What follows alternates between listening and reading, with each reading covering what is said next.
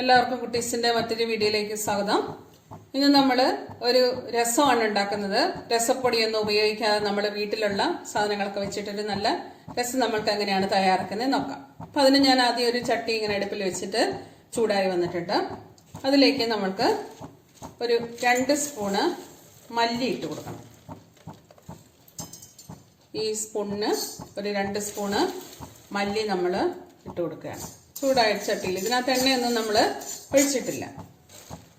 ഇനി അതിലേക്ക് കുരുമുളക് ചേർക്കണം. ഒരു 1.5 സ്പൂണ് കുരുമുളക് ചേർത്തിട്ടുണ്ട്. പൊടിക്കാത്ത കുരുമുളക് തന്നെയാണ് ചേർത്തേക്കുന്നത്.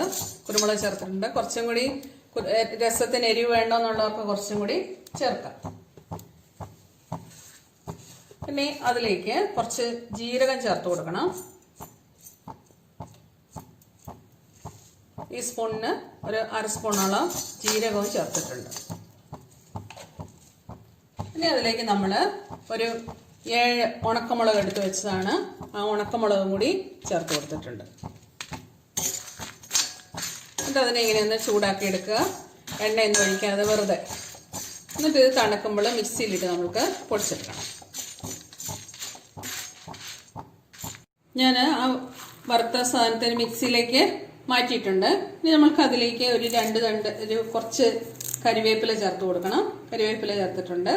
പിന്നെ അതിലേക്ക് ഒരു ഇത്തിരി ഇഞ്ചി, ഒരു കുഞ്ഞി കഷ്ണങ്ങളൊക്കെ എടുത്താണ്.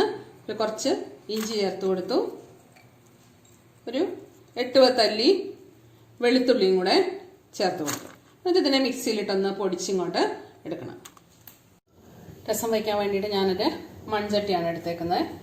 ആ മൺചട്ടിയിലേക്ക് നമ്മൾ ആ പൊടിച്ചിട്ടുള്ള ആ പൊടി അങ്ങ് ചേർത്ത് കൊടുത്തു. കുറച്ച് മഞ്ഞൾപ്പൊടി ചേർത്ത് കൊടുക്കണം. ഒരു ചെറിയ സ്പൂണോളം മഞ്ഞൾപ്പൊടി ചേർത്തിട്ടുണ്ട്. പിന്നെ കുരുമുളകും ഒരു 7 ഉണക്കമുളകും കൂടെ നമ്മൾ ചേർത്തിട്ടുണ്ടായിരുന്നു. എന്നാലും ഒരു കുറച്ച് കളറിന് വേണ്ടിയിട്ട് കുറച്ച് മുളക് പൊടിയും കൂടെ നമുക്ക് ചേർത്ത് കൊടുക്കാം.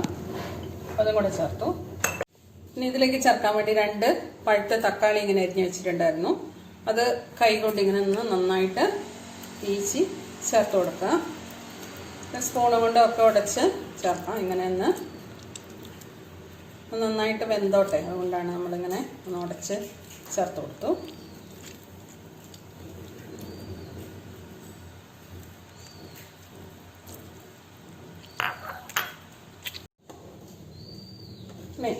അതിലേക്ക് കുറച്ച് മല്ലിച്ചപ്പ് ആ തണ്ടോട് കൂടിയിട്ട് അങ്ങനെ ഇട്ട് കൊടുത്തു.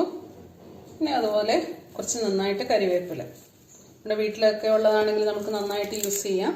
അത് ഇതുപോലെ അതിൻ്റെ തണ്ടൊന്നും കളഞ്ഞില്ല, അതുപോലെ തന്നെ ഇട്ട് കൊടുത്തു. പിന്നെ ഒരു ചെറിയ കഷ്ണം കായവും കൂടെ ഉതിർത്ത് ചേർത്ത് കൊടുത്തിട്ടുണ്ട്. പിന്നെ അതിലേക്ക് ഒരു നെല്ലിക്ക വലുപ്പത്തിലുള്ള പുളി വെള്ളത്തിലിട്ട് വെച്ചിരുന്നതാണ്. ആ പുളി ഒന്ന് ഇങ്ങനെ നുടച്ച് പുളിയും കൂടെ ചേർത്ത് കൊടുത്തു. അരിച്ചൊന്നുമില്ല, എൻ്റെ പുളി ആയതുകൊണ്ടായിരിക്കും. നമ്മൾ കടയിൽ നിന്ന് വാങ്ങുന്നതാണ് അരിച്ച് അതിൻ്റെ കല്ല് കളഞ്ഞിട്ട് വേണം ഇടാനായിട്ട്. പിന്നെ അതിലേക്ക് നമ്മൾക്ക് ആവശ്യത്തിനുള്ള വെള്ളം ഒഴിച്ചു കൊടുക്കാം. പിന്നെ ഇതിലേക്ക് നമ്മൾക്ക് ആവശ്യത്തിനുള്ള ഉപ്പും കൂടി ചേർത്ത് കൊടുക്കാം. എന്നിട്ട് നമുക്ക് അടുപ്പിൽ വെച്ചിട്ടൊന്ന് തിളപ്പിച്ചെടുക്കണം. കുറച്ച് സമയം തിളക്കട്ടെ, പുളിയൊക്കെ ഒന്ന് ഇളകി തക്കാളിയൊക്കെ ഒന്ന് വെന്ത് വരട്ടെ. നല്ലതുപോലെ തിളച്ച് വന്നിട്ടുണ്ട്. ഉപ്പൊക്കെ പാകത്തിനാണോ എന്ന് നോക്കുക.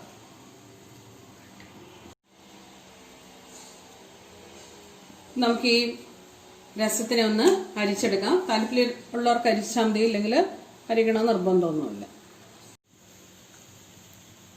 നമുക്ക് ഈ രസത്തിന് വേറൊരു പാത്രത്തിലേക്ക് ഒരു അരിപ്പ വെച്ചിട്ട് അരിച്ചെടുക്കാം. ഇങ്ങനെ ഒന്ന് ഞെക്കി അരിച്ച് നമുക്കെടുക്കണം. രസത്തിന് വീണ്ടും ഞാൻ തിരിച്ച ചട്ടിയിലേക്ക് തന്നെ ഒഴിച്ചിട്ടുണ്ട്. ഇനി ഇതിലേക്ക് നമ്മൾക്കൊന്ന് താളിച്ചെടുക്കണം. കടുകും കരിവേപ്പിലയും ഉണക്കമുളകും കൂടിയിട്ട് പൊട്ടിച്ചിട്ടുണ്ട്. ഇനി അതിലേക്ക് നമ്മൾ ഒരു കുറച്ച് ഉലുവാപ്പൊടി ചേർത്ത് കൊടുക്കുക. ഒരുപാട് ചേർക്കല്ല, ഒരു മണത്തിന് മാത്രമാണ്, ഇല്ലെങ്കിൽ അതിന് കയ്പ്പ് ചുവ വരും. രസത്തിലേക്ക് ചേർത്ത് കൊടുക്കാം. മല്ലിച്ചപ്പൊക്കെ നമ്മൾ ആദ്യം ചേർത്തിട്ടുണ്ട്, എന്നാൽ ഒരു സ്റ്റൈലിന് 2-3 മല്ലിച്ചപ്പിട്ടു. നമ്മൾ